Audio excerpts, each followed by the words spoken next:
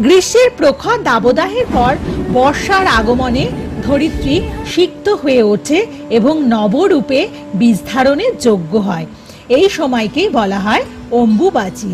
এই অম্বুবাচী তিথির সমাপনের পর অমাবস্যা তিথি আগামী 28 জুন 2022 সাল। এই অমাবস্যা তিথি বিশেষ ফলদায়ী ও নবরূপে শক্তিময়ী। এই বিশেষ তিথিতে ডক্টর গৌতম শাস্ত্রী তার গৃহমন্দিরে যজ্ঞের আয়োজন করছেন। যারা আহুতি প্রদান করতে চাইছেন সত্বর যোগাযোগ করুন উক্ত ফোন নাম্বারে। তাছাড়াও আগামী 1 জুলাই মহাগুপ্ত সাধন পীঠ 51 পীঠের শ্রেষ্ঠ পীঠ কামরূপ কামাখ্যা ধামে উপস্থিত থাকবেন ডক্টর গৌতম শাস্ত্রী। সেখানে তিনি কামাখ্যা দেবীর পুজো পাঠ করবেন ও ভক্তদের মঙ্গল কামনায় যজ্ঞের আয়োজনও করছেন। যারা অমাবস্যা তিথিতে সংগৃহীত মায়ের রক্তবস্ত্র, যা ভক্তের মনোকামনা পূরণ করে, সিঁদুর ও প্রসাদ নিতে আগ্রহী, আপনারাও যোগাযোগ করুন উক্ত ফোন নাম্বারে।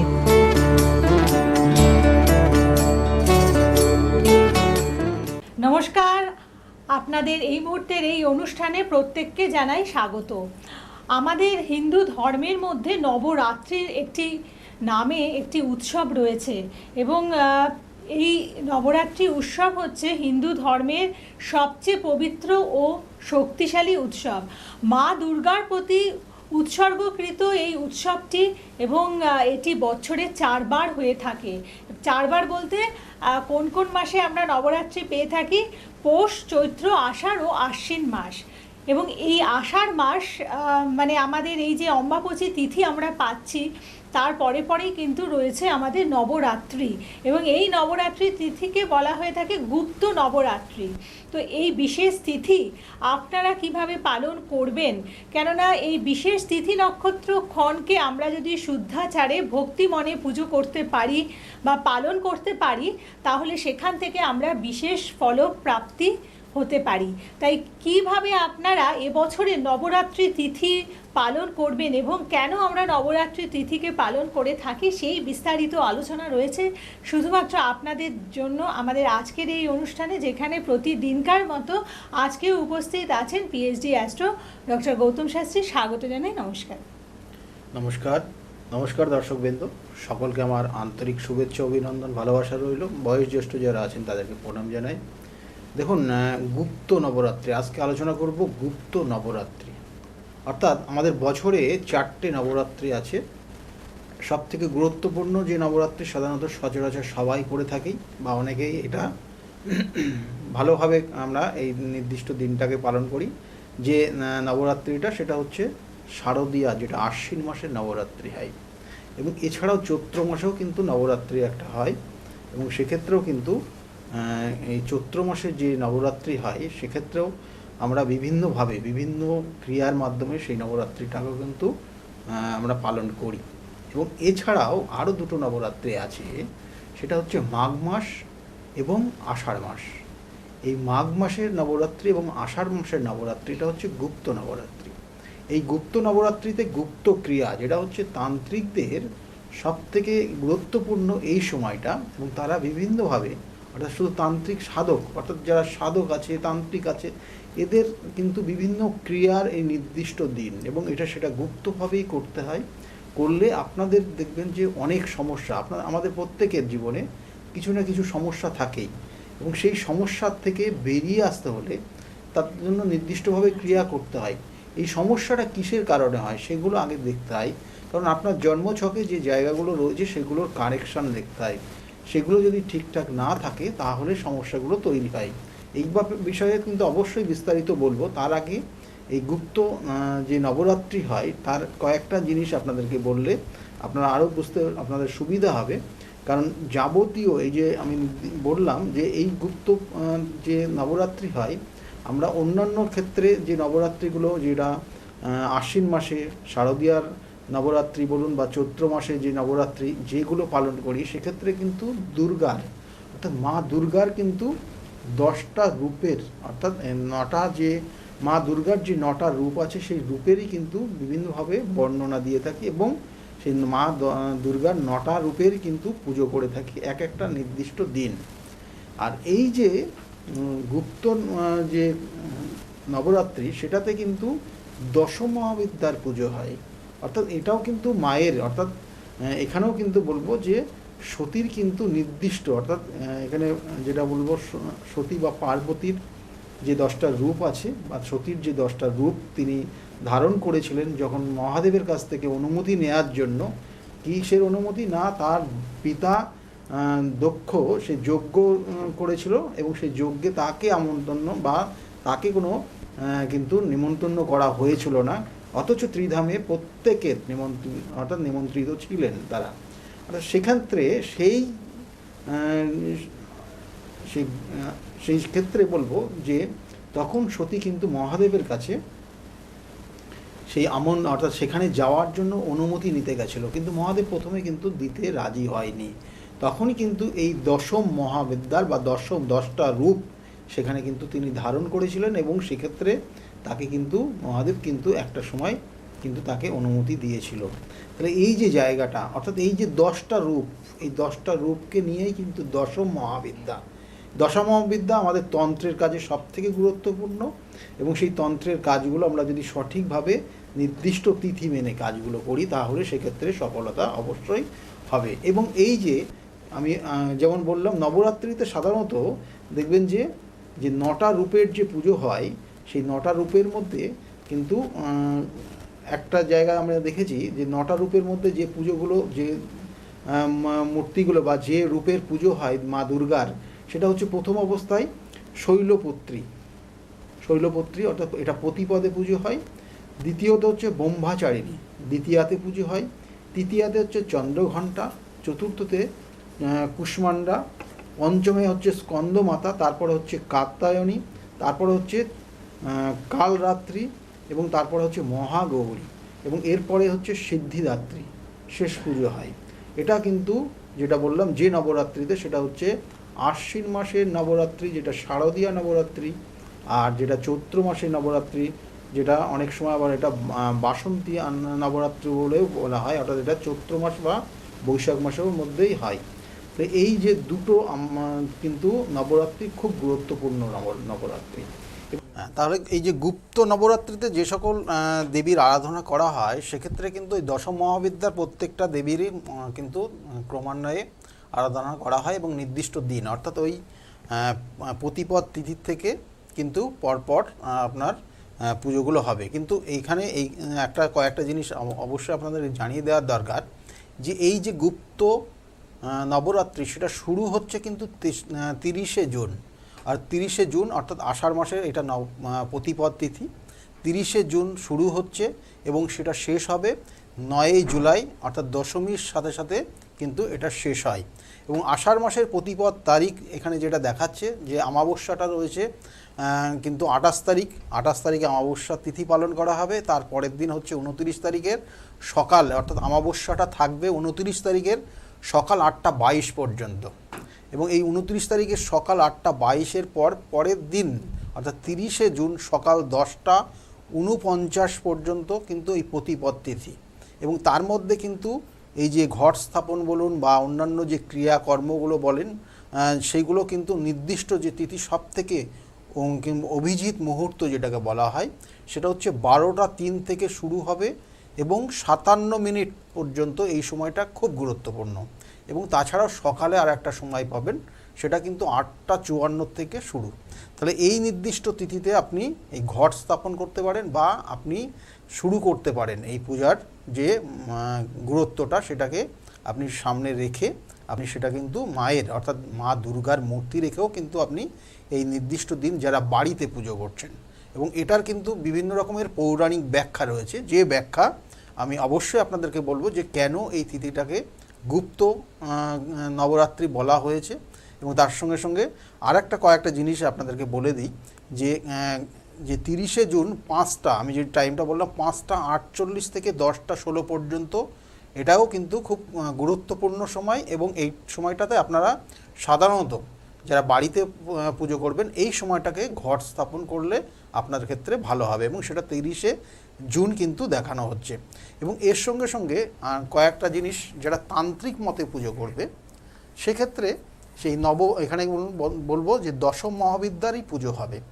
এবং এই প্রথম যে দশম মহাবিদ্যার যে পুজো সেটা হচ্ছে দেবী কালীর পুজো, অর্থাৎ কালীকে আমরা শক্তির প্রতীক, সেই শক্তির দেবীকে আমরা পুজো করব। সেটা প্রতিপদ তিথির থেকে শুরু হবে এবং তারপরে দ্বিতীয়া তিথিতে আমরা পুজো করব মা তারা। অর্থাৎ এই যে কালী, মা কালীকে পুজো করব, আমাদের ধরাধামের সৃষ্টির অর্থাৎ যে সৃষ্টি বিনাশ সেই জায়গাটাকে মেনটেন কন্ট্রোল করার জায়গা, এটা মায়ের পুজো অর্চনার মাধ্যমে হয়। আমাদের শক্তির আরাধনার ক্ষেত্রে মায়ের আমরা পুজো করি, মা কালীর পুজো করে থাকি। এবং এর সঙ্গে সঙ্গে মা তারার পুজো হয়, অর্থাৎ এটা দ্বিতীয়া তিথিতে পুজো হবে। এবং এই দ্বিতীয়া তিথিতে মায়া তারার পুজো আমরা দেখবেন যে এই নির্দিষ্ট তিথিতে কিন্তু তারাপীঠেও কিন্তু খুব ধুমধামের সঙ্গে মা তারার পুজো হবে।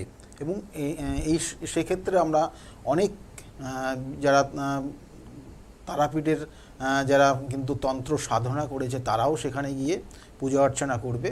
এবং তার সঙ্গে সঙ্গে বলবো যে আর্থিক উন্নতির জন্য, যাদের আর্থিক উন্নতির সেইভাবে ডেভেলপ জায়গাটা আসছে না, মানে আর্থিক যে জায়গাটা সেই জায়গাটা বারংবার ডিস্টার্ব হচ্ছে, যারা ব্যবসা বাণিজ্য করেন ব্যবসার ক্ষেত্রে বারংবার আপনার ডিস্টার্ব জায়গা তৈরি হয়ে যাচ্ছে। হয়তো অর্থ আপনি ইনকাম করছেন, সেই অর্থটা ধরে রাখতে পারছেন না, কিছু না কিছু কারণে আপনার অর্থটা নষ্ট হয়ে যাচ্ছে বা খরচ হয়ে যাচ্ছে। আবার কোনো কোনো জাতক জাতিকার দেখা যাচ্ছে এই যে বিগত দিনে করোনার যে মুভমেন্ট তার কারণে দেখা যাচ্ছে চাকরিটা খোয়া গেছে, বা যে কর্ম করছিলেন কর্মটার পরিবর্তন হয়ে গেছে। অর্থর জন্য আপনাকে বারংবার এদিকে ওদিকে ছুটতে হচ্ছে, বা কিছু কিছু ক্ষেত্রে দেখা যাচ্ছে অর্থ আপনি ঋণ হিসাবে কোথাও না কোথাও থেকে জোগাড় করতে হচ্ছে, ঋণে আপনি কিন্তু ঋণগ্রস্ত হয়ে গেছেন। তাহলে সেক্ষেত্রেও কিন্তু এই নির্দিষ্ট তিথিটা ওই দ্বিতীয়া তিথিতে যেদিনকে হচ্ছে এই গুপ্ত নবরাত্রির মধ্যে দেবী মা তারার পুজো হবে। এবং ওই দিনটাকে আপনি যদি সঠিক নিষ্ঠার সঙ্গে আপনি মা তারার পুজো করতে পারেন, না তো গৃহে যদি করেন তাহলে মা দুর্গার কিন্তু শরণাপন্ন যদি ওই দিন হতে পারেন, এবং সেক্ষেত্রেও কিন্তু আপনার আর্থিক শ্রীবৃদ্ধি দিনের পর দিন জায়গাটা অনেকটা ভালো হবে। এরপরে বলছি যে তৃতীয়া তিথি, অর্থাৎ এখানে দশম মহাবিদ্যার তৃতীয় যে রূপ সেটা হচ্ছে ত্রিপুরা সুন্দরী বা ষোড়শী পুজো। এই ত্রিপুরা সুন্দরীর পুজো কিন্তু আমরা বিভিন্ন ক্ষেত্রে আমরা করে থাকি। বিভিন্ন দেখা যাচ্ছে যে কোনো কোনো ক্ষেত্রে আমাদের অ্যাচিভমেন্টের জায়গাটা ঠিক মতো হচ্ছে না, অ্যাচিভমেন্ট আপনি করতে যাচ্ছেন, কোনো ক্ষেত্রে না কোনো ক্ষেত্রে বাধা তৈরি হচ্ছে। তাহলে সেক্ষেত্রেও কিন্তু এই ত্রিপুরা সুন্দরীর পুজো করলেও আপনার ক্ষেত্রে আরও আছে। এছাড়াও কিন্তু আরও অন্যান্য অনেক কারণ আছে ত্রিপুরা সুন্দরীর পুজো করার পিছনে। এবং এর সঙ্গে সঙ্গে বলবো যে বুধ যদি কোনো রকমের ডিস্টার্ব জায়গা থাকে তাহলে সেক্ষেত্রেও কিন্তু এই ত্রিপুরা সুন্দরীর পুজো করলে জায়গাটা অনেকটা ভালো জায়গা পাওয়া যায়। এর সঙ্গে সঙ্গে যেটা বলবো যে চতুর্থ দিন, অর্থাৎ চতুর্থ যে দিন আপনারা পুজো করতে পারেন দেবী কিন্তু ভুবনেশ্বরী, অর্থাৎ দেবী ভুবনেশ্বরীর পুজো আপনি চতুর্থ দিন পুজো করতে পারেন। পঞ্চম দিন যেটা রয়েছে, পঞ্চম দিন হচ্ছে দেবী ছিন্নমস্তার পুজো, অর্থাৎ ছিন্নমস্তা বা আমরা তো বিভিন্নভাবে আলোচনা করেছি মা তার ছিন্নমস্তা নিয়ে। তা সেক্ষেত্রে দেবীর রূপ, অর্থাৎ এখানেও কিন্তু বলবো যে পার্বতীর কিন্তু এই রূপ দেবী ছিন্নমস্তা। এবং সেক্ষেত্রেও আমাদের বিভিন্ন রকমের, অর্থাৎ বিভিন্ন রকম আধ্যাত্মিকতার জায়গা বলুন, বিভিন্ন ক্ষেত্রে দেখা যাচ্ছে শত্রুতা বিভিন্ন এমন একটা জায়গায় তৈরি হয়ে গেছে, সেক্ষেত্রে সমস্যা। রাহুর কোনো ডিস্টার্ব জায়গা যদি আপনাদের থাকে সেক্ষেত্রেও কিন্তু এই ছিন্নমস্তা বা ওই নির্দিষ্ট দিনে ক্রিয়াকর্ম করলে পরে আপনার অনেক ক্ষেত্রে সমস্যার সমাধান হয়। দেখা যাচ্ছে যে এমন একটা জায়গা আপনার এমনভাবে ক্ষতিগ্রস্ত করে রেখেছে সেখান থেকে আপনি বেরিয়ে আসতেই পারছেন না, আপনার বিভিন্ন রকমের সমস্যা হচ্ছে কিন্তু সমস্যার সঠিকভাবে তার সমাধান হচ্ছে না, বা দেখা যাচ্ছে যে আপনি দিনের পর দিন আপনি রোগগ্রস্ত হয়ে যাচ্ছেন। সেক্ষেত্রেও কিন্তু এই মাতা কিন্তু ছিন্নমস্তার কিন্তু আমরা যদি পুজো করে থাকি সেক্ষেত্রে আমাদের অনেকটা ভালো ফল পেতে পারি। এবং সেক্ষেত্রে কিন্তু বাড়িতে করলে, বাড়িতে কিন্তু আমাদের ছিন্নমস্তার কালীর পুজো করা নিষেধ আছে, সেক্ষেত্রে বিভিন্ন জায়গা রয়েছে সেই রকম জায়গাগুলোতে করা যায়। আর না হলে বাড়িতে আপনি, যেহেতু এটা নবরাত্রি, গুপ্ত নবরাত্রি বলে কিন্তু নাম রয়েছে, এবং সেক্ষেত্রে আপনি বাড়িতেই শুধুমাত্র মা দুর্গার ফটো রেখে মা দুর্গার কিন্তু পুজো করতে পারেন এবং সেখানে আপনি ঘট স্থাপন করলেও করতে পারেন। এর সঙ্গে সঙ্গে বলবো যে দেখুন ত্রিপুরা অর্থাৎ এখানে ভৈরবীর পুজো, ভৈরবী মা ভৈরবীর পুজোও কিন্তু রয়েছে এবং সেটা হচ্ছে দশম মহাবিদ্যার ষষ্ঠ রূপ এই ভৈরবীর পুজো। ভৈরবী তন্ত্র বিভিন্ন রকমের বিভিন্নভাবে করা যায়, তার ক্রিটিক্যাল জায়গা কিন্তু বিভিন্ন। ভৈরবী তন্ত্রের যদি কোনো রকমের কাউকে কোনো রকমের কোনো ডিস্টার্ব করিয়ে দেওয়া যায় বা কোনো রকমের ডিস্টার্ব জায়গাতে সে যদি থাকে, তাহলে সেক্ষেত্রে কিন্তু তার বের করে নিয়ে আসার ক্ষেত্রেও ভৈরবী তন্ত্র বা এই নির্দিষ্ট দিনের সঠিক পূজা অর্চনা করলে পরে সেখান থেকে বেরিয়ে আসতে পারবেন। এরপরে যেটা বলবো যে ধূমাবতী, কারণ ধূমাবতীর আমরা এর আগেও বিভিন্নভাবে আলোচনা করেছিলাম যে ধূমাবতী কী কারণে তার নাম ধূমাবতী হলো, কারণ তার এর কাহিনী রয়েছে। সেই কাহিনীর মধ্যে যেটা বলছে যে এক সময় দেবী অর্থাৎ দেবী পার্বতীর যখন ক্ষুধা নিবারণের জন্য অর্থাৎ তার যখন প্রচণ্ড খিদে পেয়ে যায়, তখন সঙ্গে ছিল স্বয়ং মহাদেব। মহাদেবের কাছে তখন সে আর্তনাদ অর্থাৎ তাকে বলেছিল, কিন্তু সেক্ষেত্রে মহাদেব দিতে ব্যর্থ হয়ে যাওয়াতে স্বামীকেই কিন্তু সে ভক্ষণ করে নিয়েছিল। এবং এই যে অর্থাৎ সেই শিবকে ভক্ষণ করা অর্থাৎ যখনই ভক্ষণ করলো তার সেটা শক্তি। এবং এখানে যেটা বলবো যে দুটো কারণ রয়েছে এবং সেই কারণের ব্যাখ্যা আমি বিভিন্ন দিনে দিয়েছি, তবুও আমি বলছি যে তার মধ্যে সে ধোঁয়ার পরিবেশ তৈরি হয়েছিল। এবং সেক্ষেত্রে শাস্ত্র মতে বলছে স্বামী যদি মারা যায় তাহলে সেই স্ত্রী সে বিধবা হয়ে যায় এবং সেক্ষেত্রে তার বিধবার বেশ এবং সঙ্গে সঙ্গে তার কিন্তু কঙ্কাল চেহারা তৈরি হয়ে যায়, অর্থাৎ তার চেহারারও কিন্তু অনেক পরিবর্তন হয়ে যায়। এবং সঙ্গে সঙ্গে সে সাদা ড্রেস এবং তার সঙ্গে তার যে বাহন সেটা হচ্ছে কাকের। তাহলে সেক্ষেত্রে আমরা বারবার বলে থাকি যে এই যে ধূমাবতী, দেখবেন যে অনেকের মধ্যে আপনাদের হাতের রেখার বিভিন্ন রকমের আপনার তার কিন্তু জায়গা রয়েছে, অর্থাৎ আপনার হাতের দেখবেন যে মধ্যমা স্থানে অর্থাৎ এই যে মিডিল জায়গায় যদি দিনের পর দিন আপনার দেখবেন যে খুব নিচের দিকে নেমে যাচ্ছে, তাহলে দেখবেন যে কেতু কোনো রকমের ডিস্টার্ব তৈরি হচ্ছে আপনার।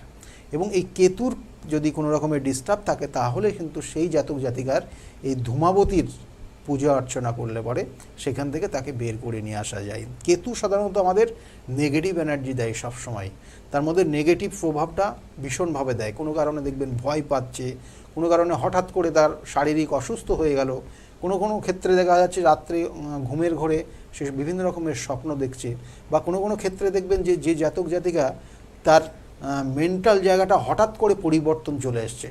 সে ভালো মানুষ ছিল কিন্তু হঠাৎ তার মধ্যে একটা মুভমেন্ট চলে এসছে, সেই মুভমেন্টের কারণে চারিদিকে একটা অশান্তি পরিবেশ তৈরি করে ফেলছে। তাহলে সেক্ষেত্রেও কিন্তু এই ধূমাবতী অর্থাৎ ধূমাবতীর পুজো করলে পারে। এবং এটা যেদিনকে যে জায়গাটা হচ্ছে যে সময়টা হচ্ছে বা যে দিনটা হচ্ছে সেটাও কিন্তু এই সপ্তমী তিথিতে আপনারা এই পুজোটা করতে পারেন।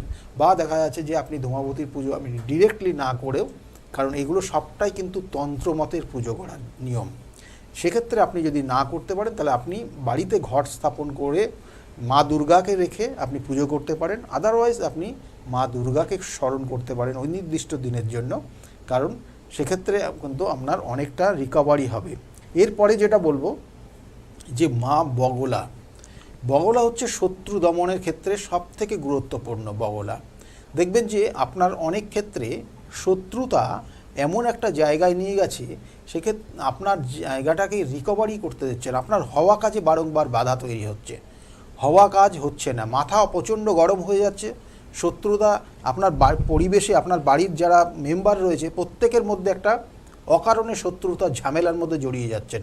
তাহলে সেক্ষেত্রেও আপনি যদি এই যে বগলা মায়ের পুজো করতে পারেন, কিন্তু বাড়িতে বা কিন্তু অনেক ক্ষেত্রে আমরা বগলা মায়ের পুজো কিন্তু প্রচলন নেই, সেক্ষেত্রে তার নির্দিষ্ট পীঠস্থান তার নির্দিষ্ট স্থান রয়েছে সেখানে করতে হয় তন্ত্রমতে।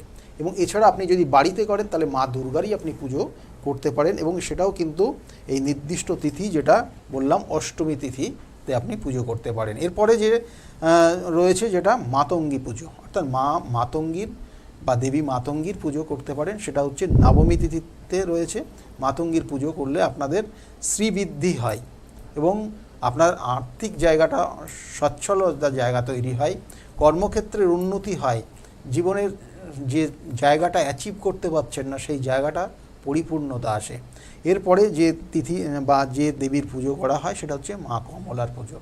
মা কমলার পুজো মানে আপনার ক্ষেত্রে আপনার যে সমস্যা, আপনার হয়তো কোনো কোনো ক্ষেত্রে মানসিক কোনো সমস্যায় আপনি পড়ে যাচ্ছেন, মানসিক একটা ডিপ্রেশনের মধ্যে পড়ছেন, আপনার স্থিরতা নেই, আপনার অকারণে দেখা যাচ্ছে মানুষের সঙ্গে একটা ডিস্টার্ব জায়গা তৈরি হয়ে যাচ্ছে, আপনার রাত্রে দেখা যাচ্ছে ঘুমগুলো বন্ধ হয়ে যাচ্ছে, বিভিন্ন রকমের চিন্তার মধ্যে আপনি পড়ে গেছেন।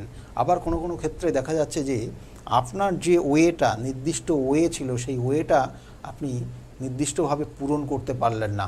আবার এমনও দেখা যাচ্ছে হয় কোনো কোনো ক্ষেত্রে যে এই আপনার একটা নির্দিষ্ট ওয়েতে চলছেন, চলতে চলতে সেটাকে মাঝপথে অর্থাৎ আপনি লক্ষ্যটা পূরণ করতে পারলেন না, তার আগে আপনি সেখানে সমাপ্ত করে আপনি আবার অন্য লক্ষ্যে উদ্দেশ্যে আপনি কিন্তু ছুটছেন। অর্থাৎ একটা কাজ সমাপ্ত না করে আর একটা কাজে হাত দেয়া, এটা একটা প্রবণতা কিন্তু অনেক মানুষের মধ্যে চলে আসে। এবং সেগুলো কিন্তু প্রত্যেকটায় আমি কিন্তু এই যে প্রত্যেকটা এই যে দশ মহাবিদ্যার কিন্তু প্রত্যেকটা নির্দিষ্ট রকমের নির্দিষ্ট করে গ্রহ নক্ষত্রের কানেকশান রয়েছে। এবং এই গ্রহ নক্ষত্রের কানেকশান আপনার জীবনে যখন সমস্যা তৈরি করে তখন সমস্যার ক্ষেত্রে কিন্তু মা এই দশম মহাবিদ্যার নির্দিষ্ট দেবীকে কিন্তু পুজো করতে হয়। আবার কোনো কোনো ক্ষেত্রে দেখা যাচ্ছে আর্থিক উন্নতি ভীষণ আপনার চাই, সেক্ষেত্রেও কিন্তু এই দশম মহাবিদ্যার মধ্যেও যে দেবীগুলো রয়েছে তাদেরকে পুজো করলেও আপনার জায়গা হয়। কিন্তু এই যে লাস্ট যে বললাম যে দশম মহাবিদ্যার দশম দেবী তিনি হচ্ছে মা কমলা, তাকে যদি আপনি সঠিকভাবে পুজো অর্চনা করতে পারেন তাহলে আপনার ট্র্যাকটা চেঞ্জ হবে না। কারো কারো ক্ষেত্রে দেখবেন যে কোনো কোনো ক্ষেত্রে কেউ সায়েন্স নিয়ে পড়াশোনা করার পরে কিছুদিন পরে কমার্সে চলে আসে। আবার কোনো কোনো ক্ষেত্রে দেখবেন যে একটা ইঞ্জিনিয়ারিং লাইনে পড়াশোনা করেও সে জীবনের সেই সাকসেসটা সেই তার নির্দিষ্ট ওয়েতে তার ইঞ্জিনিয়ারিং লাইনে না পেয়ে সে মার্কেটিং ডিপার্টমেন্টে চলে যায়। তাহলে এগুলো কিন্তু ওয়ে চেঞ্জ করে যায়, দিশা চেঞ্জ হয়ে যায়। তাহলে সেক্ষেত্রেও কিন্তু এই যে মা কমলা দেবীর যদি আপনি সঠিকভাবে আরাধনা করতে পারেন তাহলে সেক্ষেত্রে আপনার জীবনের উন্নতিগুলো আসবে, লক্ষ্যগুলো পূরণ হবে। তাহলে এই নির্দিষ্ট তিথি, যে তিথি হচ্ছে গুপ্ত নবরাত্রি, সবটাই কিন্তু এখানে কিন্তু গুপ্তভাবে করা উচিত। আপনি জাঁকজমক করে যদি আপনি এই পুজো করেন তাহলে সেক্ষেত্রে কিন্তু সেটা কার্যকরী হবে না। সবটা মাথায় রাখবেন, এটা পুরোটা গুপ্ত ক্রিয়া এবং এটা বিশেষ করে তন্ত্র যারা সাধক আছেন তাদের জন্য এই নির্দিষ্ট তিথিটা সবথেকে গুরুত্বপূর্ণ তিথি। এবার এখানে এক প্রশ্ন আসতে পারে যে এখানে এইটা গুপ্ত নবরাত্রি কী কারণে আসলো, এটা পৌরাণিক বিভিন্ন ব্যাখ্যা রয়েছে, সেগুলো নিয়েও বলবো। কিন্তু এই যে এর আগে যে দুটো তিথি বললাম অর্থাৎ নবরাত্রি চারটে বললাম, তার মধ্যে এই গুপ্ত কথাটা কেন আসলো, বলছে পৌরাণিক যে ব্যাখ্যা এখানে বলা আছে, বলছে যে এক ঋষি, সে শৃঙ্গী, অর্থাৎ সেই ঋষির নাম হচ্ছে শৃঙ্গী, সে কিন্তু ভক্তদের বিভিন্ন রকমের শাস্ত্র নিয়ে আলোচনা করতেন ভক্তদের সামনে। এই মতো অবস্থায় এক স্ত্রীলোক হাত জোর করে ঋষির সামনে আসেন এবং তিনি সমস্যার কথা সেই ঋষিকে জানান, ঋষির সমস্যার কথা জানান এবং তার যে সমস্যাটা মেন সমস্যা ছিল, তার সমস্যা হচ্ছে স্বামীর বিভিন্ন ধরনের বদ অভ্যাসে আসক্ত রয়েছে। অর্থাৎ সেই স্ত্রী অর্থাৎ যে ঋষিকে জানাচ্ছেন তিনি জানাচ্ছেন যে তার স্বামী বিভিন্ন ধরনের বদ অভ্যাসে আসক্ত, স্বামীকে এই আসক্তর ফলে তিনি কোনো ধরনের ব্রত পালন করতে পারেন না বাড়িতে, এবং সেই বদ আসক্তর জায়গার থেকে সেই বদ অভ্যাসগুলোর জায়গার থেকে তাকে কিভাবে সংশোধন করে একটা ভালো মানুষ করা যায় তার জন্য সে অনেক ধরনের কাজ করতে চায়, অনেক ধরনের পূজা অর্চনা করতে চায়, কিন্তু সেটাও করতে পারে না। এবং সেখান থেকে তার স্বামীকে কিভাবে উদ্ধার করতে পারবো, একটা ভালো মানুষ করতে পারবো, তাহলে সেই যে এই বিভিন্ন ধরনের বদ অভ্যাস, সেক্ষেত্রে এখানে আপনারা বুঝতেই পাচ্ছেন কী ধরনের বদ অভ্যাস একজনের হতে পারে, তাহলে সেইগুলো সেইভাবেই ব্যাখ্যা দেওয়া হয়েছে। এবং সেখানে বলছে এই যে সাধক রূপ অর্থাৎ যিনি ঋষি ছিলেন শৃঙ্গী, তিনি সেই স্ত্রী লোকটিকে পরামর্শ দেন যে চৈত্র মাস এবং শারদীয়ার নবরাত্রি আমরা ধুমধাম করে পালন করি এবং আমরা কিন্তু বাড়িতে ঘর স্থাপন করে দুর্গা দেবীর বা দেবী দুর্গার 10টা রূপ, যে 9টা রূপ, সেই 9টা রূপের কিন্তু আমরা পুজো করে থাকি। কিন্তু তা আর যে নবরাত্রি হয় সেটা হচ্ছে আষাঢ় মাস এবং মাঘ মাসের আরও দুটো নবরাত্রি হয়। সেই নবরাত্রি হচ্ছে গুপ্ত নবরাত্রি। এই নবরাত্রিতে তুমি কিন্তু কাউকে না জানিয়ে দেবী দুর্গার সামনে রেখে তুমি কিন্তু সেই ক্রিয়া করতে পারো, তুমি মনে মনে সেইটা করতে পারো, এবং এই ক্রিয়ার মাধ্যমে তুমি তোমার স্বামীকে কিন্তু ভালোভাবে ভালো জায়গায় তাকে নিয়ে আসতে পারবে। এবং এই যে প্রচলন হলো, এবং এই দুটি নবরাত্র যেটা হচ্ছে গুপ্ত নবরাত্রি বলা হয়, এবং এই নবরাত্রিতে দেবী দুর্গার রূপের পরিবর্তে আমি যেটা বললাম, এই নবরাত্রিতে কিন্তু দেবী দুর্গার পরিবর্তে বিভিন্ন রূপের পরিবর্তে সেখানে কিন্তু দশম মহাবিদ্যার রূপেরই কিন্তু পুজো করা হয়, এবং তিনি সেই নবরাত্রি পালন করার পর তার স্বামী কিন্তু পাপ মুক্ত হয়েছিলেন। তাহলে সেইভাবে কিন্তু সেই নির্দিষ্ট তিথি ধরেই আমাদের এখনও এই নির্দিষ্ট তিথিটাকে পালন করা হয়। এবং সেই জন্যই বারবার বলছি, এই নবরাত্রিটা কিন্তু খুব গুরুত্বপূর্ণ। যে কোনো প্রবলেম, যে কোনো সমস্যা, সে আপনার হাজব্যান্ডকে নিয়ে সমস্যা, আপনার ওয়াইফকে নিয়ে সমস্যা, আপনার সন্তানকে নিয়ে সমস্যা, আপনার কোনো কারণে দেখা যাচ্ছে আপনার আর্থিক জায়গা নিয়ে কোনো সমস্যা, আপনার কর্মক্ষেত্রে কিছু সমস্যা, বিবাহের ক্ষেত্রে আপনার সন্তানের সেই জায়গাটা অ্যাচিভ করতে পারছে না, বিবাহিত জীবন নিয়ে কোনো সমস্যা আপনার সন্তানের হয়ে গেছে, বা দেখা যাচ্ছে এমন একটা পরিস্থিতি তৈরি হয়ে গেছে আপনি আইনি সমস্যার মধ্যে জড়িয়ে যাচ্ছেন দিন দিন, তাহলে সেই সব সমস্যাও কিন্তু এই নির্দিষ্ট নবরাত্রি, কারণ এই সমস্যাগুলো তৈরি হয় কিন্তু একমাত্র জানবেন যে আপনার 27টা নক্ষত্র, 12টা রাশি এবং 9টা গ্রহ, এদের গ্রহের কারণে কিন্তু আপনার জীবনের এই সমস্যাগুলো তৈরি হয়। এবং এই গ্রহের কারণে এই সমস্যা তৈরি হওয়া মানে আপনার গ্রহগত কোনো সমস্যা তৈরি হচ্ছে, এবং এই গ্রহগত কারণেই আমাদের যে দশম মহাবিদ্যা রয়েছে, প্রত্যেকটা মহাবিদ্যা বা প্রত্যেকটা রূপেরই কিন্তু একটা নির্দিষ্ট গ্রহ রয়েছে, এবং সেই গ্রহটাকে সঠিকভাবে সেই দেবীকে যদি আমরা পুজো করতে পারি বা নির্দিষ্ট ক্রিয়া করতে পারি, তাহলে আপনি সেখান থেকে বেরিয়ে আসতে পারবেন, সেই সমস্যা থেকে আপনি কিন্তু বেরোতে পারবেন। এবং এটা নির্দিষ্ট ওই তিথিগুলো আমি আপনাদেরকে বললাম। একদম। তাহলে বুঝতেই পারছেন যে আমাদের এই যে আষাঢ় মাসের যে গুপ্ত নবরাত্রি তিথি, সেটি কিন্তু ভীষণ একটা পুণ্যের সময়, এবং এই সময় দশ মহাবিদ্যার সাধনা করা হয়ে থাকে। সেই কারণেই এই যে দশ মহাবিদ্যার সাধনা হয়, সেই জন্যই কিন্তু তন্ত্রবিদ্যার ভীষণ গুরুত্ব রয়েছে। এই তন্ত্রবিদ্যা প্রয়োগের মাধ্যমে আমরা নানান জায়গা থেকে নানান সমস্যা থেকে ত্রাণ পেতে পারি। মানে তন্ত্র কথাটার অর্থই তো হচ্ছে তনুর মাধ্যমে ত্রাণ। তাই বিভিন্ন সমস্যায় যারা রয়েছেন, যারা কাজ করাতে চাইছেন, আপনারা জানবেন যে এই গুপ্ত নবরাত্রির যে সময়টি পালন করা হয়, সেই সময়টি কিন্তু ভীষণ গুরুত্বপূর্ণ সময়, ভীষণ পূর্ণ সময়। অতএব আপনারা কাজ করাবার জন্য ডক্টর গৌতম শাস্ত্রীর সাথে অবশ্যই যোগাযোগ করতে পারেন। ডক্টর গৌতম শাস্ত্রীর যে ফোন নাম্বার রয়েছে তারই মাধ্যমে। এবং দেবী দুর্গার আশীর্বাদ পাওয়ার জন্য পূর্ণ ভক্তি ও বিশ্বাস নিয়ে আপনারা এই সময় কাজ করান। আশা করি আপনাদের অনেক জটিল কঠিন সমস্যার সমাধান হয়ে যাবে। এবং কিভাবে আপনারা ডক্টর গৌতম শাস্ত্রীর সাথে যোগাযোগ করবেন, ওনার যে ফোন নাম্বারগুলো রয়েছে সেখানে আপনারা দুটি নাম্বার রয়েছে, সেই নাম্বার দুটি নোট ডাউন করুন, এবং সেই নাম্বারে আপনারা অ্যাডভান্স বুকিং করুন, করে চেম্বারে আসুন। কিন্তু দূরের মধ্যে যারা রয়েছেন, আপনারা অনলাইন কনসালটেন্সি করতে পারেন। প্রত্যেকের জন্য বিশেষ বিশেষ উপহার রয়েছে। সারা বছর ব্যাপী ডক্টর গৌতম শাস্ত্রী আপনাদের জন্য অনেক উপহার রেখে দেন। তার মধ্যে অবশ্যই অন্যতম হচ্ছে তার বেসিক লাইফ হরোস্কোপ, যেটা প্রত্যেকে যারা যারা কনসালটেন্সি নিচ্ছে প্রত্যেকের জন্যই কিন্তু একটি করে বেসিক লাইফ হরোস্কোপ থাকে, যেই হরোস্কোপে আপনাদের পরবর্তী সময় পরবর্তী কি পরিকল্পনা রয়েছে সমস্ত কিছুই, বা যদি কোনো পরিকল্পনা থেকে থাকে সেই পরিকল্পনাগুলোকে আপনারা কিভাবে সার্থক করবেন ডিটেইলিং সমস্ত কিছু পেয়ে যাবেন। আজ আমরা পরবর্তী আলোচনায় চলে আসি। দেখুন, এই নির্দিষ্ট তিথিটা যদি আপনি নির্দিষ্টভাবে বা খুব পীঠস্থানে যদি সেই ক্রিয়াগুলো করতে পারেন, সেক্ষেত্রেও আপনার জীবনের যে যার জন্য করছেন সেগুলো কিন্তু সাকসেস আসেই, অবশ্যই আসে। এবং তার সঙ্গে সঙ্গে বলবো যে এই নবরাত্রিটা শুরু হচ্ছে তার আগে যে অমাবস্যাটা রয়েছে 28 অর্থাৎ 28 আষাঢ়, 28 জুন কিন্তু এই নবরাত্রিটা অর্থাৎ এই অমাবস্যা শুরু হচ্ছে। এই অমাবস্যাটাও কিন্তু খুব গুরুত্বপূর্ণ, কারণ একটা জিনিস, এই নবরাত্রিতে আমরা এই যে নবরাত্রি করছি, নবরাত্রির একমাত্র যে দেবীর পুজো হয় সেটা হচ্ছে মা দুর্গার পুজো হয়। এই যে মা দুর্গার নবরাত্রি এখানে কিন্তু দুর্গাকে এখানে যে কারণেই বলা হচ্ছে, দেবী দুর্গা হচ্ছে ভগবান শিবের কিন্তু সহধর্মিণী শক্তি বা নারী শক্তির তার মধ্যে সেটা নারী শক্তির প্রতীক স্বরূপ তিনি।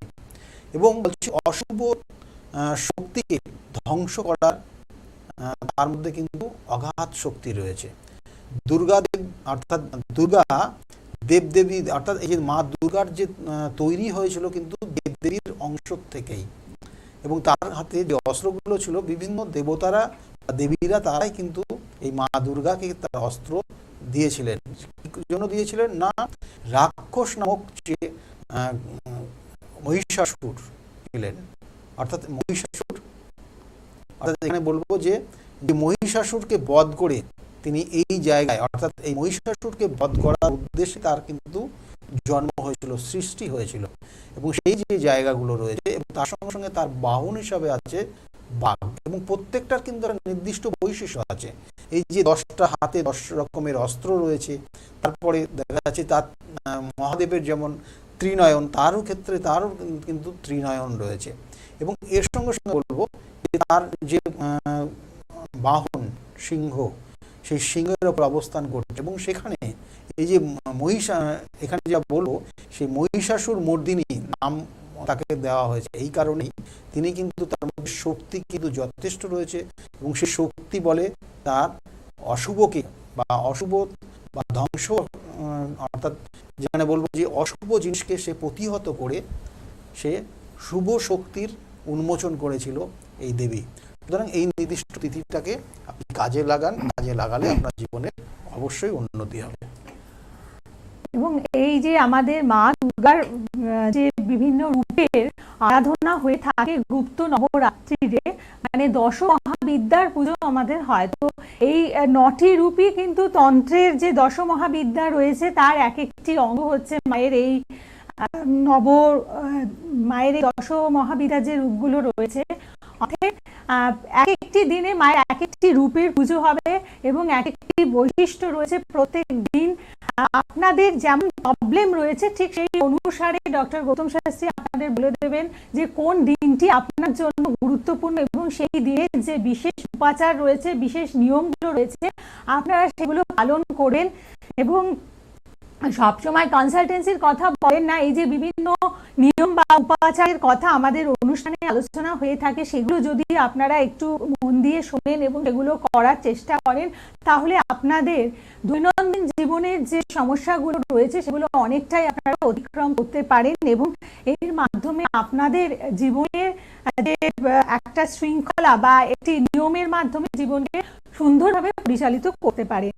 অতএব আমাদের এই গুপ্ত নবরাত্রিতে যেমন সাধকরা বিভিন্ন গুপ্ত ক্রিয়ায় নিজেদেরকে নিয়োগ করে, ঠিক তেমনি ভাবেই আপনাদের মধ্যে থেকে যাদের বিভিন্ন সমস্যা রয়েছে সেই সমস্যার সমাধানের জন্য আপনারা যদি বিশেষ কোনো নিয়ম বা নিষ্ঠা নিয়ে যদি এই নবরাত্রির যোগটিকে পুজো অর্চনা করেন যোগের মধ্যে, তাহলে কিন্তু আপনাদের অনেক সমস্যায় দূর হয়ে যাবে আশা করছি।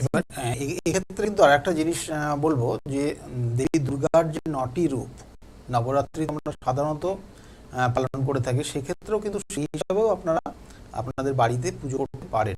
সেক্ষেত্রে কিন্তু কোনো বাধ্যবাধকতা নেই, কারণ আমি যে 10টা রূপের কথা বললাম সেটা সবটাই তন্ত্র মতের পুজো অর্চনা করার ক্ষেত্রে প্রযোজ্য।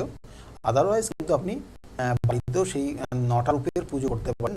দেবী দুর্গার 9টি রূপ হচ্ছে, প্রথমে প্রতিপদে যে রূপটা পুজো করা হয় সেটা হচ্ছে শৈলপত্রী, পরবর্তীতে যেটা হয় পরের দিন সেটা হচ্ছে ব্রহ্মচারিণী, তারপরের দিন হচ্ছে চন্দ্রঘণ্টা, পরের হচ্ছে কুষ্মাণ্ডা এবং স্কন্দমাতা, পরের দিন পর কিন্তু এইভাবে পুজো হয়। এবং তারপরে হচ্ছে কাত্যায়নী, তারপরে হচ্ছে কালরাত্রি, এবং তারপরে হচ্ছে যেটা মহাগৌরী, এবং শেষে যেটা নবরাত্রির শেষের যে পুজোটা হয় সেটা হচ্ছে সিদ্ধিদাত্রী, অর্থাৎ সিদ্ধি, অর্থাৎ আপনার যে আপনি যে মনস্কামনা জানালেন, আপনার যে মনস্কামনা জানিয়ে আপনি পুজো করলেন, সেই সিদ্ধি অর্থাৎ সেই জায়গাটা অর্জন করার ক্ষেত্রে আপনার এই সিদ্ধিদাত্রীকে পুজো করা ভীষণ প্রয়োজন। এবং এইভাবে আমরা বিভিন্ন জায়গায় আমরা কিন্তু পুজোগুলো দেখে থাকি। এবং এছাড়াও কিন্তু বিভিন্ন ঐতিহ্য মতে বিভিন্ন স্থানে বিভিন্নভাবে মায়ের বিভিন্ন রূপের বর্ণনা রয়েছে। বিভিন্নভাবে দেখা যাচ্ছে কোনো কোনো ক্ষেত্রে ভদ্রকালী রয়েছে, কখনো জগদম্বা রয়েছে, কখনো অন্নপূর্ণা হয়ে পুজো করা হয়, কখনো সর্বমঙ্গলা পুজো হয়, কখনো ভৈরবীর পুজো হয়, কখনো চন্দ্রিকা পুজো হয়, কখনো ললিতা বা ভবানী। এইভাবেও কিন্তু মায়ের বিভিন্ন রূপ বিভিন্ন জায়গায় রয়েছে এবং তাদেরকে কিন্তু এই নির্দিষ্ট তিথিতে আমরা যথেষ্ট গুরুত্বর সঙ্গে এবং নির্দিষ্ট উদ্দেশ্য নিয়ে পূজা পাঠ আমরা করে থাকি। একদম। এবার একটু বর্তমান সময় অনুযায়ী আপনাদের যে বিভিন্ন সমস্যা রয়েছে তার মানে সেই সমস্যাকে ধরে নবরাত্রিতে আপনারা কি নিয়ম বা উপাচার পালন করবেন সেটা জেনে নেব।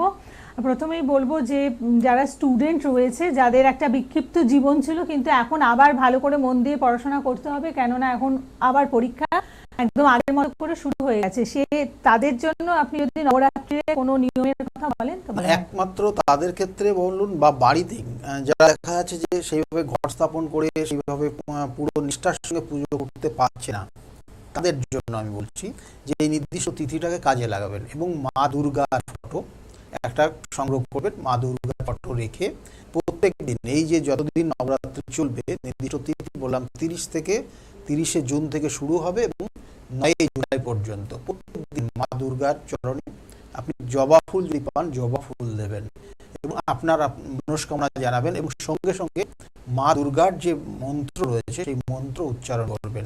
মন্ত্র উচ্চারণের নিয়ম রয়েছে নির্দিষ্ট, যখন তখন যে কোনো মন্ত্র উচ্চারণ করতে নেই, একটা মাথায় রাখবেন। যে কোনো মন্ত্র আমি হঠাৎ করে আপনার সামনে বলে দিলাম এটা করতে নেই, তাতে কিন্তু হিতে বিপরীত হয়।